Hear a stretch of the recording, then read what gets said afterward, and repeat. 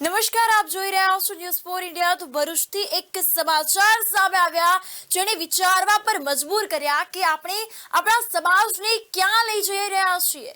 આપણે ત્યાં સાધુ સાધ્વી મહારાજ જેવા ધાર્મિક ગુરુઓને સન્માન આપીએ છીએ, તેઓને માન સન્માન આપીએ છીએ, તેમનો આદર કરીએ છીએ, તેમને આદરથી જોઈએ છીએ, પરંતુ ભરૂચથી જે સમાચાર આવ્યા છે તેમાં જૈન મહિલા પર હુમલો કરવામાં આવ્યો।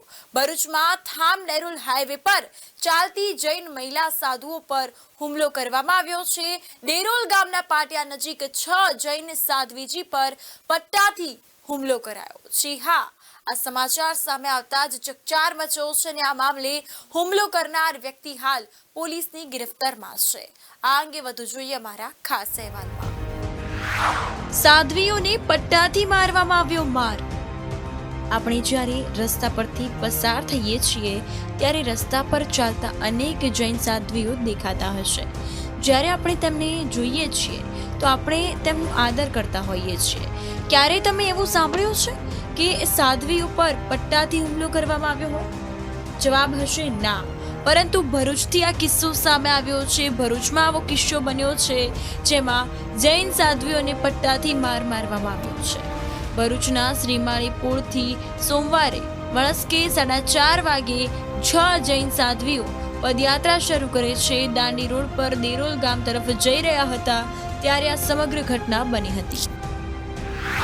પોલીસ દ્વારા લેવાયા પગલાં। આ દરમિયાન મહમ્મદપુરાથી જ્યારે સાધ્વીઓ પસાર થયા ત્યારે ત્યાંથી તે વ્યક્તિ તેમનો પીછો કરવા લાગ્યો। દેરોલ ચોકડી પાસે જ્યારે તે પહોંચ્યા ત્યારે અચાનક તેમણે સાધ્વીઓને રોક્યા અને તેમને મા બહેનની ગાળો બોલી તેમજ ઝપાઝપી પણ કરી હતી। ઝપાઝપી થતા સાધ્વીને ઈજા પહોંચી તેમજ કમરપટ્ટાથી માર માર્યો। હાથ પગ તોડી નાખીને જાનથી મારી નાખવાની ધમકીઓ પણ આપી હતી। મદદ માટે ત્યાં હાજર લોકોએ બચાવવાનો પ્રયત્ન કર્યો।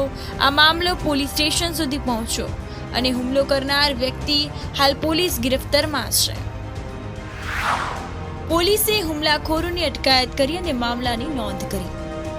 જૈન સાધ્વીઓ પોતાના નિયમને આધીન હોવાથી તેઓ જે તે પુરુષની નજીક પણ નથી જઈ શકતા અને ત્યારે તેમણે આધેડ વયના વ્યક્તિને વારંવાર જતા રહેવા સૂચના આપી હતી।